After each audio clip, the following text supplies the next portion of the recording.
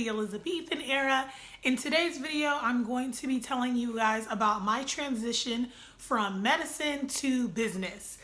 So this video has been long overdue. I am actually currently a graduate from the University of North Texas, and all of this that I'm about to catch you up on happened in the past year, a little over a year ago. And so I'm gonna tell you guys about my venture in my journey, because a lot of you guys have asked, a lot of you guys are at least familiar with the fact that I'm now pursuing business and no longer pursuing medicine. And so I wanted to give you guys full details, because there may be someone out there that they also are getting this feeling of, maybe medicine's not for me, yet I'm still going hard for it because it's all I know, or someone's influencing me and pushing me towards it, or I feel like it's right and the money's gonna be good, the prestige, all that stuff. Or maybe you're just not aware of other options. And so I wanted to put this video out there to just tell my story, to help maybe the next person out there that may be going through a transition or a period of their life where they just need some more guidance towards figuring out what's gonna work out best for them. If you have not subscribed, be sure to hit the subscribe button. Be sure to comment down below, put a thumbs up if you like these types of videos, put a thumbs up if you like these types of videos. But all feedback is good feedback. Just let me know what you guys like and what you don't like. Let's get into it.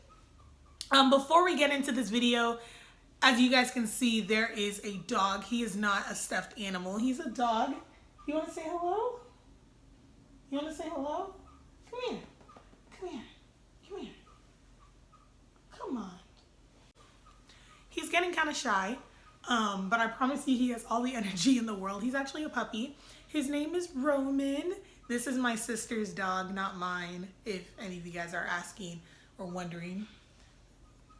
Yeah, he's really calm right now. But I think he's scared of the light, because I have a ring light up. Oh, yes. You know, we moving up in life, guys. I got a ring light. Shout out to the friend.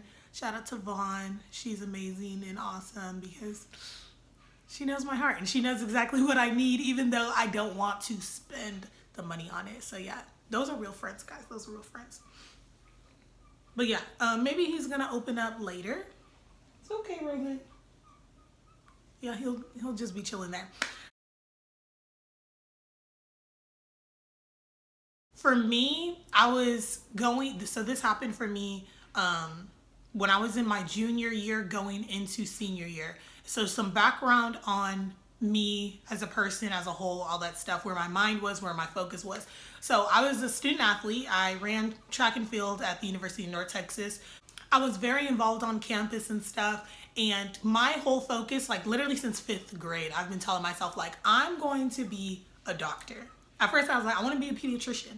Then once I got into sports and I was introduced to that lifestyle, like middle school, I was like, I want to be an orthopedic surgeon. This is something that I'm not going to knock anybody's dream. Like, I just want to let you guys know that as a disclaimer. I'm just legit telling you guys my story. But I had envisioned myself as this doctor, all this stuff. I had the grades. I had the mindset. I had the drive. I had the support. I had all of the shadowing hours. I literally got to the point where I was a whole bio major with a chemistry minor, and I was going into my senior year. I have shadowed multiple doctors, not just in high school with like internships and interning at hospitals and all that stuff, but like when I got to college, I was running track, of course, as I just told y'all, but whenever I had a break, so if it was Christmas break or it was spring break, I was like in the OR watching surgeries, all of that stuff. Like, I made sure I was getting my hours. All of my teachers legit were like, yeah, I'm gonna write you a letter of rec. I literally had like the UNT staff write me a letter of recommendation for medical school. I had already studied for my MCAT. I've taken like at least one practice MCAT.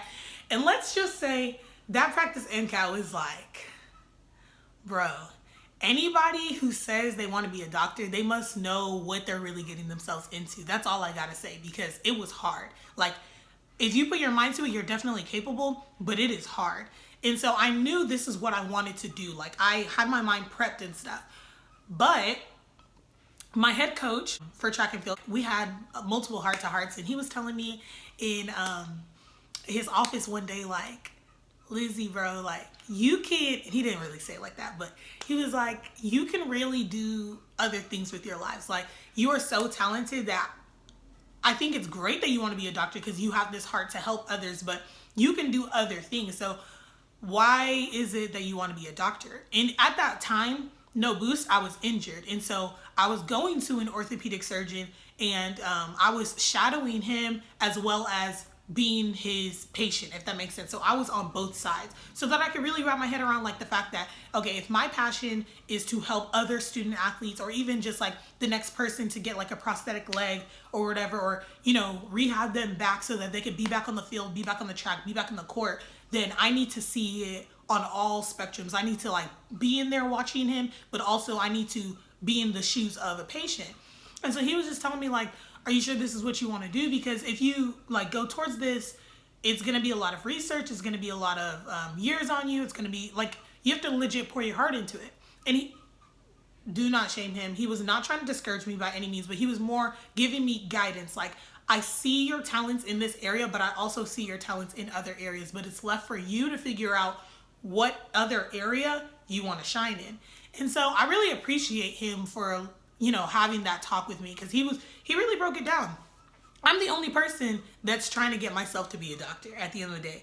I remember freshman year, I came home and I told my parents, like, guys, guess what? Like, you know, it's Christmas break and I just finished my first semester of college. No, it was not Christmas break. It was summer break at this point. I just finished my first year of college, and my first semester, I got a 3.6. Second semester, I got a 3.8.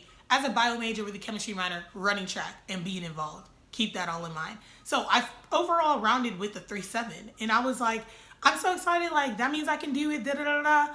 Like, I'm going to be a doctor.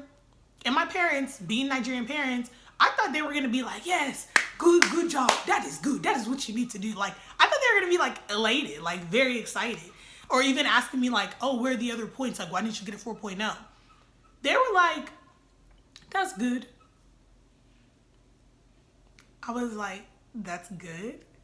They were so nonchalant. My mom even said, why don't you consider, you know, broadcast journalism? I can see you as a broadcaster. And I was like, wait, hold on, pause.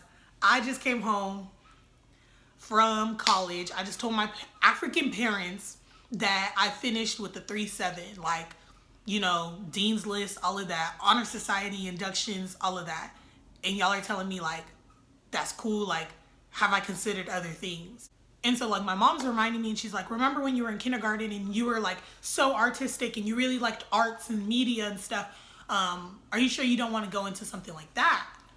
So I was just really thrown off, like, no, like I really want to be a doctor. Like, I'm going to be a doctor. And so back to my story with me and my coach, he was just telling me like, I'm not pressuring you to be a doctor. Your parents aren't pressuring you to be a doctor. You have school paid for.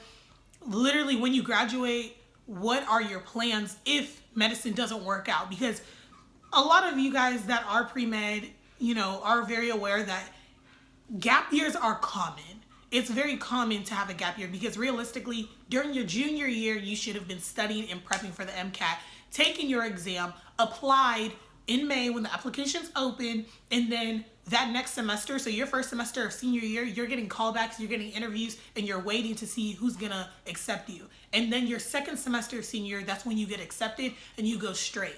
So if you didn't take that initiative to do all that in your junior year and you're waiting till your senior year, you're gonna have a gap year. Like, that's inevitable. And it's not bad to have a gap year. And so he's just telling me like, you don't wanna get in this funk once you are in your gap year where you're wondering, okay, what am I gonna do? Maybe this isn't for me. You know, comparison is the thief of joy. I see my other friends and what they're doing. Like, I'm just over here like, dang, like, yeah, I'm so passionate about what I wanna do and I'm driven, but at the same time, like, I'm in this gap year, I'm in this funk, I'm in this post-grad depression, all that stuff. And he's just preparing me for that.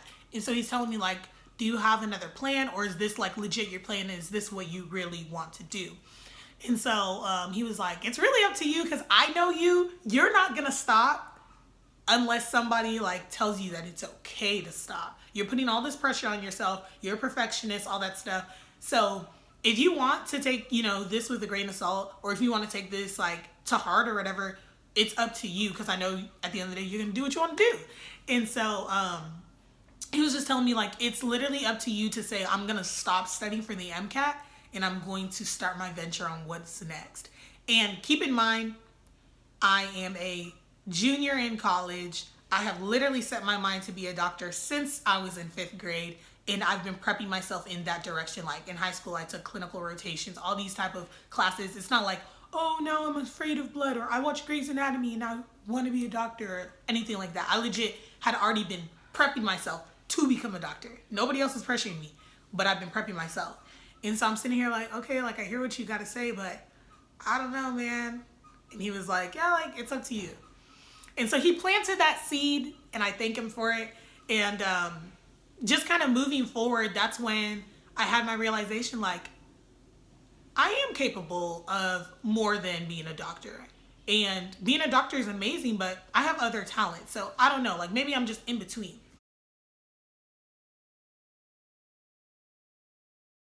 Okay, so continuing the story on how I did my switch. I went to a networking event in the summer. So now, you know, I'm done with junior year. In this time frame, this is maybe June, and they were having like what is it, Millennials of Dallas, like networking youth type of event. I'm thinking in my head, networking youth millennials. Oh, that's me. Me and my friend had showed up. We had like our business cards. We were dressed like professional, all that stuff. They had it at a bar. I'm thinking, you know, happy hour. This is gonna be like just setting the mood, but everyone's gonna be like, here's my business card, like let's network. That's what I'm thinking this is. Oh no, this is legit like, of course we are young professionals and stuff, but at the same time we're here to hang out. And I was like, huh? And so I get there and I end up finding the most amazing networks, like great people. And I'm talking with them. I met an anesthesiologist, and I met a doctor at UT Southwestern who is going into research. And so I'm talking with both of them, and everyone in the room, keep in mind, we're minorities. Everyone was African American. And so they're giving me that real, like, hey, this is what people don't tell you when you know, like all of that stuff. And I was just listening to their stories, and I was like, wow, this is why, let's just pause the story and go back to talking to y'all, like legit talking to y'all and not story time. But this is why I definitely advise people to network and go out of your comfort zone and talk to different people. Like, I would have never known this information if I didn't reach out to them. It's not everything that you learn from your advisors or your assigned mentors. Sometimes you have to reach out to other people and figure out what's going to work for me. What information can I absorb today? Like, what you surround yourself with is legit going to be what ends up influencing your mind and your decisions. And so I'm talking with them, and one of the ladies, she was telling me like, hey, like no boost. I'm in my last year of my fellowship. Like, I'm already a doctor, I'm an MD, but I'm still making $60K. And I was just like, wow, that's crazy. Like, I don't want to be 30 and like